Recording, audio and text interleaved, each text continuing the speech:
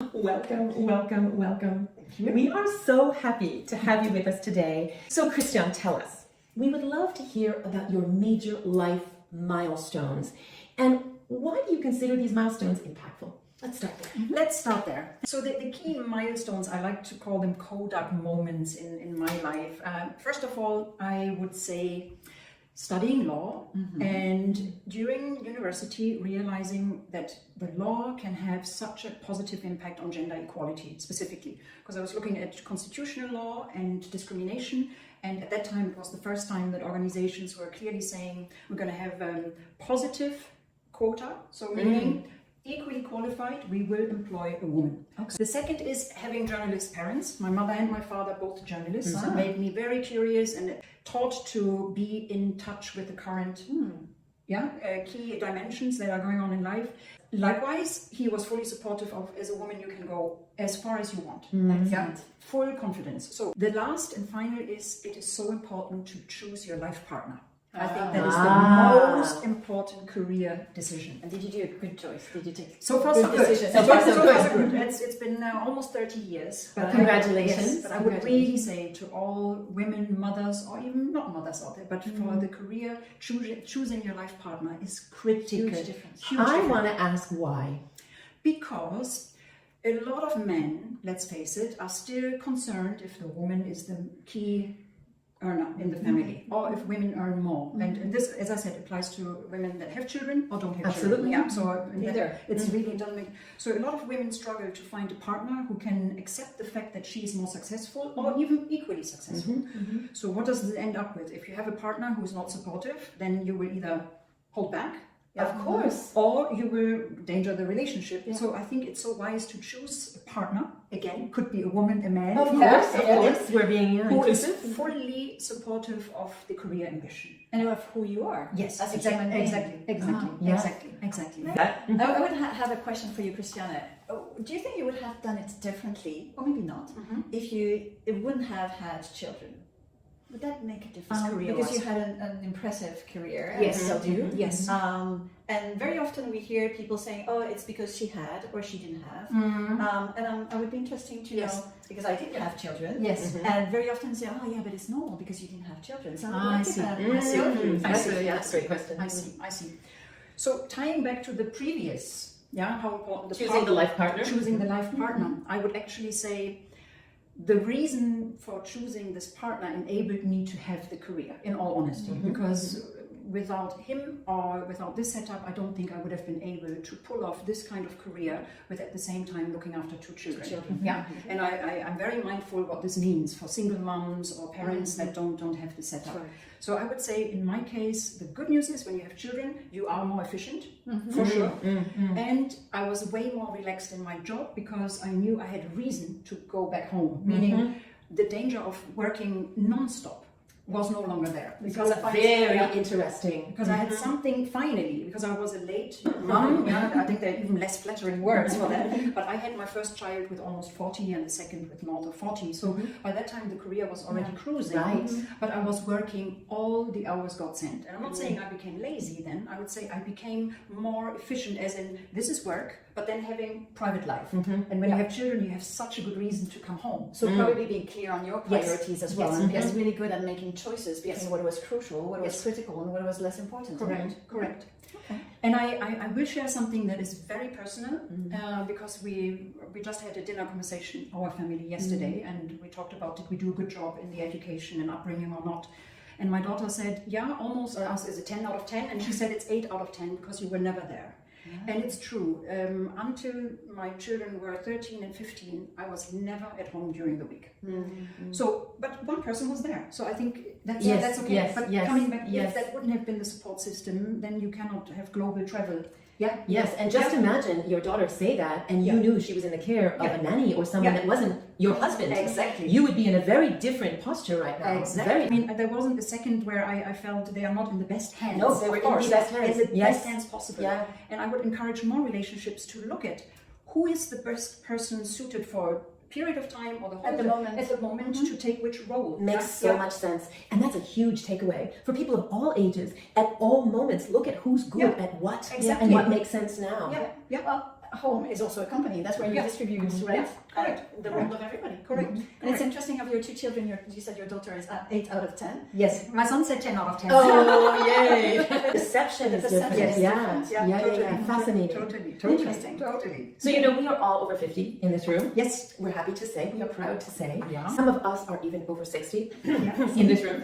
And, one of the things that we look at is the advantages of being, let's say, a professional 50 plus. What do you see as advantages or disadvantages of being 50 plus?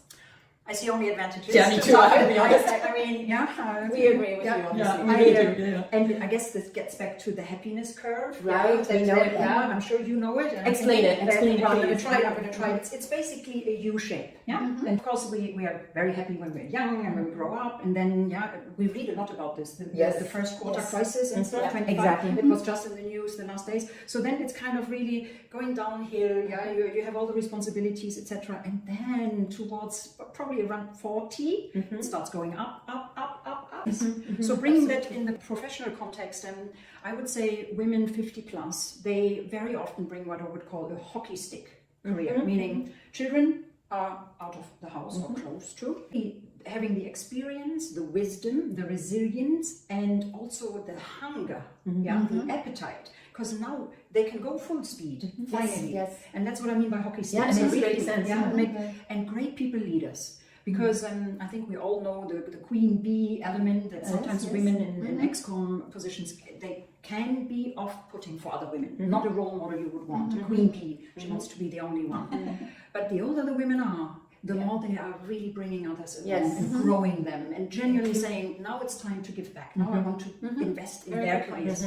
And that I have seen a lot with other women, and that's now my role to. I'm there, but I want to help other women. It's fascinating to hear you, because as you're speaking, I'm living what I am going through the same thing. I love, and we've seen this in our mentoring and our cross mentoring programs. I love mentoring and helping and guiding, and I get just as much out of it as my mentees. And that's just what a win-win, because we're so appreciated. And not only do we love seeing the person in front of us thrive, but also their return, their positive return, the 10 out of 10 we get from them in return. Because now we can thrive, do what we like, and also there's a sense of legacy. I get the same feeling. When you see a direct impact on what you bring to others, it's so much enriching. It is. And now we've got the experience. Exactly. Where when we were 22, 23, 25, we had to battle to get heard. Exactly. And to be included in the discussion. So, well, I'd be interested, you make me think of something. I heard more than once this week that a woman over 50, one of our last interviews, was almost 80 years old, and she said, I've never been taken so seriously as I am now. She said, they pay me 4 times what they would have paid me 5 years ago because of my age. And she said, I'm never retiring. Yes, I know a woman of that age that made her first million at 79. So have you felt that as well, that women over 50 are venerated in a way? Absolutely. And this is, I don't like the saying consulting loves grey hair.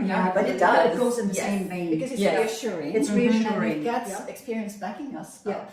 Correct. To use our skills and strengths and experience of life and work to help other people. Yes, exactly. We've been talking about from an individual standpoint, but from a company standpoint. Yes. And you've been in corporate for so many years. Big corporate. Large ones, famous ones. What do you think workplaces would need to do to lift up and value the older mothers? Because now we wait much more time sometimes to have our babies. And what do you think from a workplace standpoint? What do you think could be done to help them further? Right.